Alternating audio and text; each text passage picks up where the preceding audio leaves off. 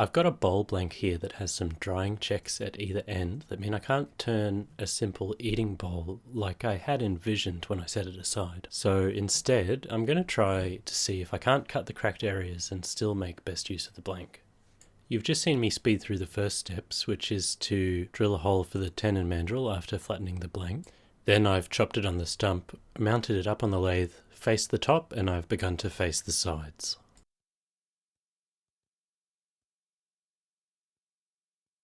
Now I'll start turning down the exterior until I've established a rim for a smaller bowl that's going to be free of cracks. And you'll see what I get up to with this outer bit. Turning the bowl over now, we can rough out the exterior. The better job you do axing it out, the easier this stage is, but there's a balance between time spent axing and time spent roughing in.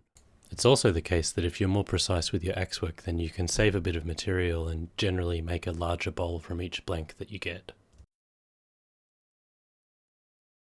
I've skipped over turning the foot here because I brilliantly had stuck my head right in front of the camera, but in theory it's much the same as the facing cuts that you do on the top of the blank.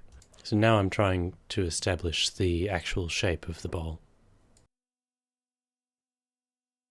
Once the shape is almost there, you can do a finish pass to clean up the surfaces.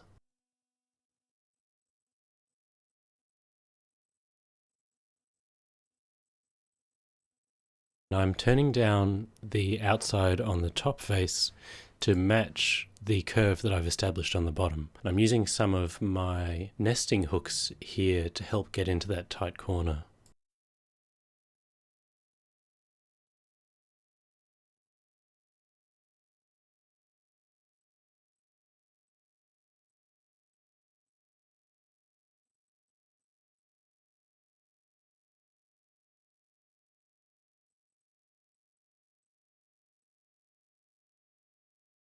When it comes to hollowing, I like to start from the center and work my way out, using my tip down hook to keep the core tidy as I go.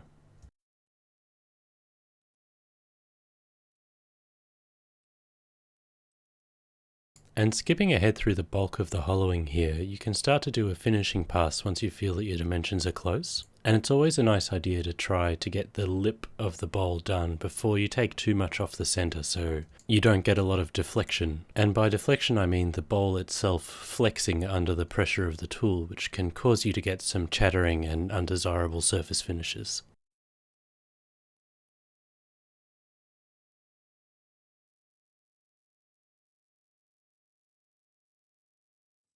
I'm checking the thickness as I go, and I've decided it's time to turn the core down so it's ready to snap out.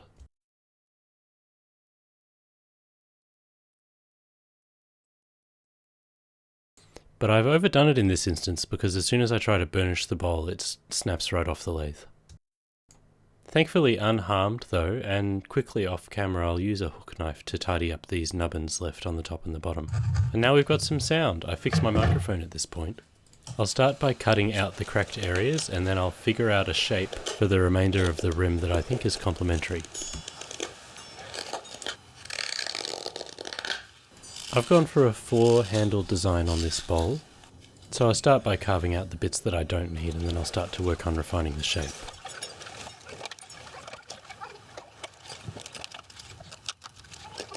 Not much to say about this part, you just kind of nibble away at it with the knife until you're happy with what you're looking at.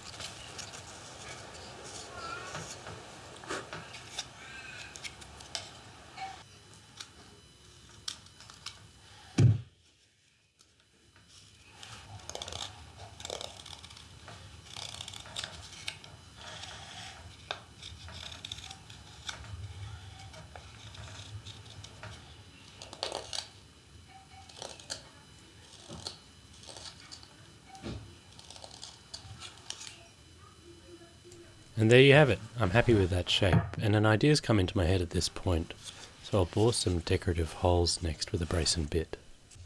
I'm going to pre-drill the holes so that the snail doesn't split the wood straight away. The snail being the tiny screw on the end of every auger bit. The ones I'm using here are Jennings bits.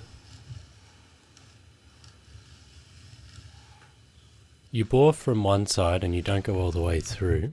so that you can flip it around and just slightly score the top surface to get a clean hole.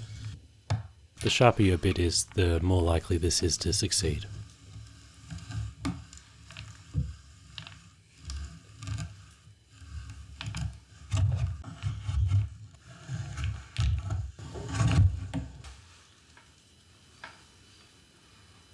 And that's it. Time to chuck it in the drying box. Once seasoned, it'll just be a few licks with a knife and some chamfers. Maybe I'll paint it. Thanks for watching.